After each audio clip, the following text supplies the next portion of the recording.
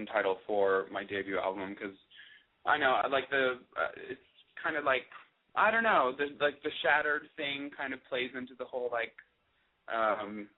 bits and pieces of different themes on the album. So yeah, and I thought it was a nice introduction to me just because there's not like one side of me. So that's I guess what I kind of thought Shattered Eye. So yeah. Yeah, and the artwork for the album cover looks great, too. Did you come up with that? Thank you. Yeah, I did. I actually took the photo myself in my apartment. I remember just one day wanting to do a photo shoot with a bunch of glitter on my face. I have no idea why. It just doesn't. So I remember, I didn't know how I was going to do it, but I remember putting moisturizer on my face and then just sprinkling glitter everywhere. And then I was like, all right, let's take some pictures. So I just put my camera on the timer on my kitchen table, and I sat up against the wall and, yeah, took some pictures. And then we ended up deciding that as the album cover. So I'm glad you like it. Thank you. Oh, I do. It fits perfectly with the title of the album and the theme to the album itself. Now, you went on tour over the past year across the U.S. and Spain, Kenya, Ireland, and played a lot of venues, and some of them are really well known, like Times Square in New York, and forgive me if I say this wrong, Trafalgar Square in London? Oh, Trafalgar Square. Yeah, in London, yep. How do you prepare yourself physically and mentally for a tour like that? Oh, that's a good question. I think for the tours, it's a little bit more difficult than kind of the one-off performances because for the shows I did like in Spain, Kenya, and London, they were more just one-off shows.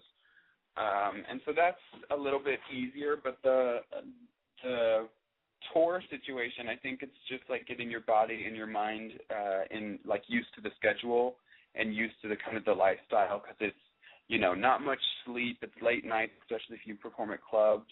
And you got to, eat healthy and make sure that your voice is always, at its peak and, top form. So I think, yeah, I travel everywhere with emergencies to make sure my immune system doesn't fail me.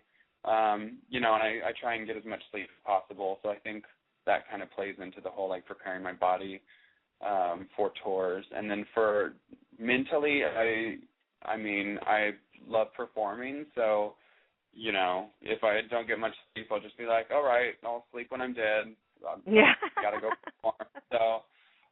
So yeah, and by now I'm kind of used to it because I've done it for a while, so it's a lot easier now, but I remember the first couple of tours, it was a bit like, ooh, hello, because I remember on my first tour that I did around America, and it was in conjunction with EQ Music, and I was the headline artist for the tour, and I remember at one of the shows, my voice, right before the show, it just kind of felt, really scratchy, and it felt like I was coming down with something, and so I remember just drowning myself in hot tea and lemon and, throat drops and sprays and all this stuff. And for the show, I was fine.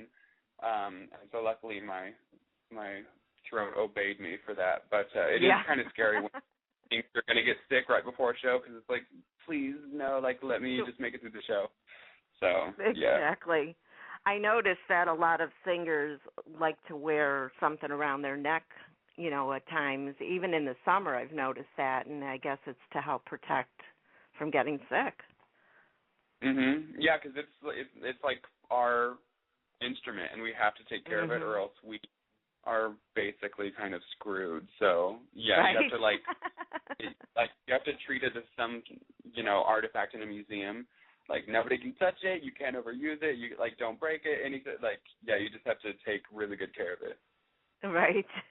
Now, speaking of instruments, do you play any?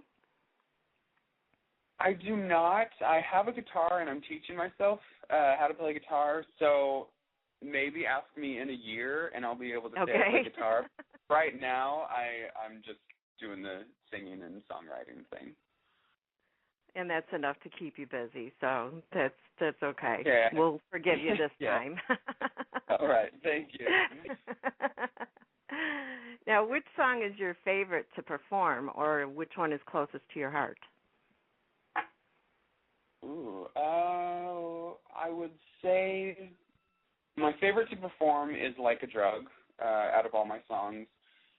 It usually gets the best crowd reaction. It's the most fun to kind of get into and dance to. And because I did the music video for it, I have kind of, the characteristics that I want to portray already in mind and the whole imagery for it already set.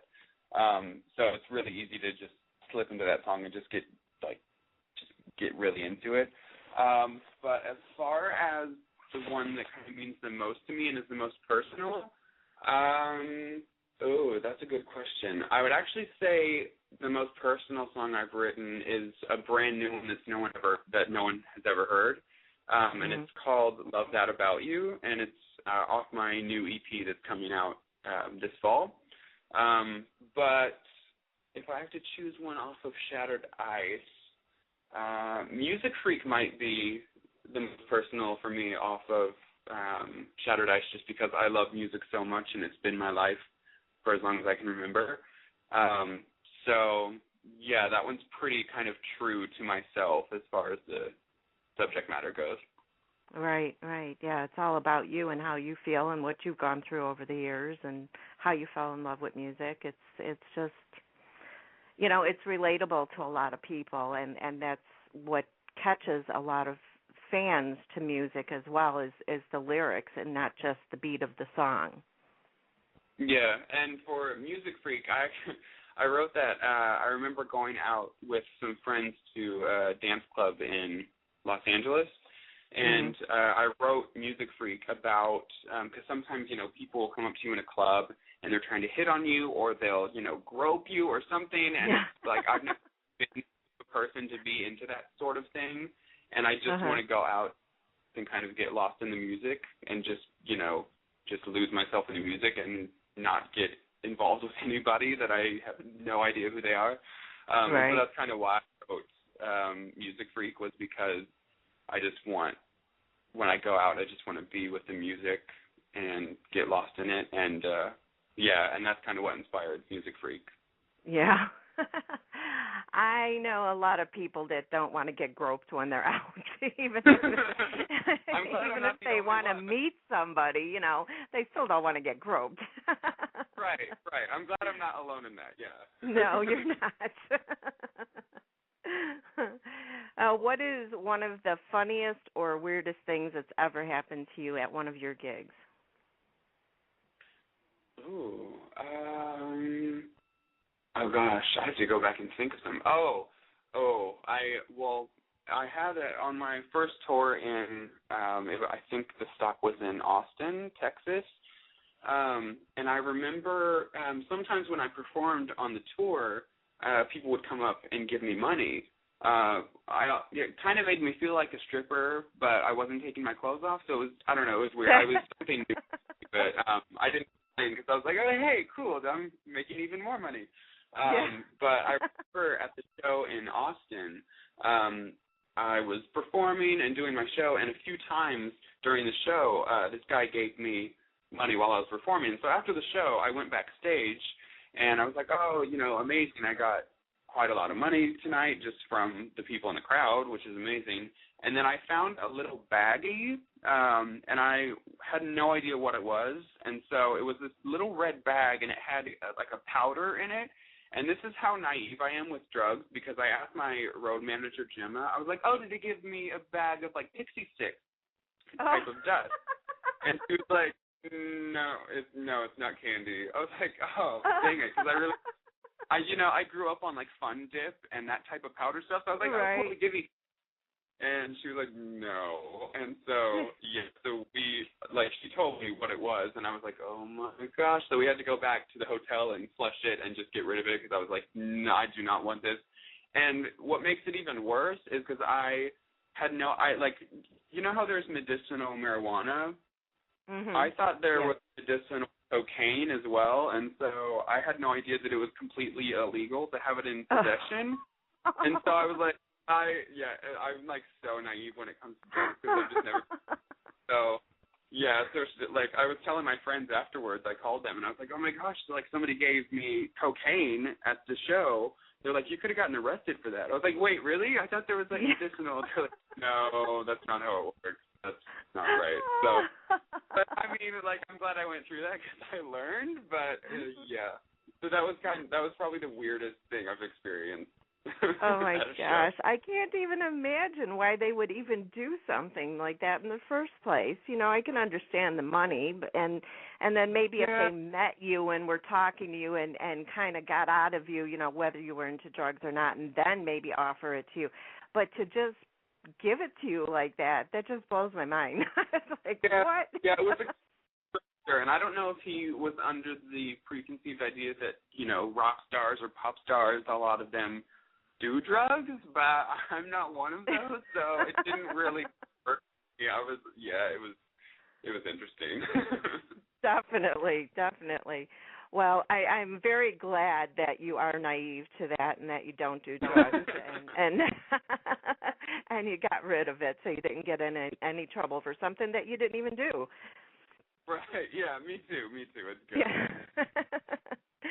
Well, let me go ahead and play Shattered Ice for our listeners, and then we'll come back, and I'd love to talk to you about Kenya. Awesome. Okay. All right. Thank you.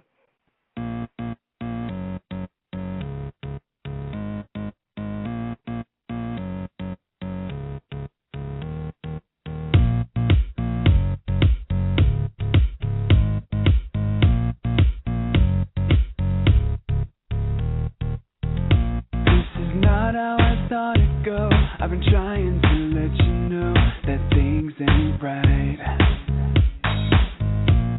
When we started, we had it made, but the colors started to fade. Now we're black and white.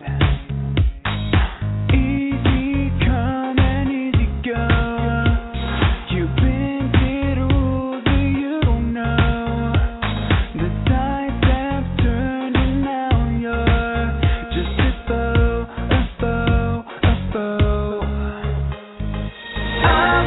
Something to say, you're supposed to be good and you're sweet. The truth is that we're stuck out the week. We're frozen, we're broken in two. We're shattered ice. We're shattered ice. Whoa. So it might not be easy now. It's time now. It's the final show. We can pretend that we're working, but there's no point, we're hurting. It's time to close. Easy come and easy go. You've been to the rules that you don't know. The tides have turned and now you're just a foe.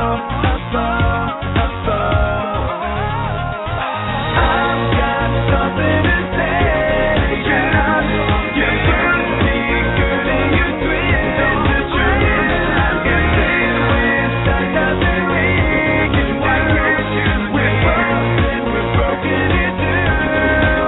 We're shattered ice. We're shattered ice. We're shattered ice.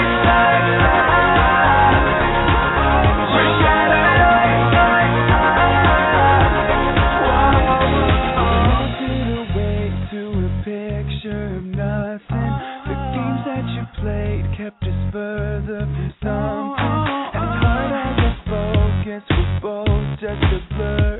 Now nothing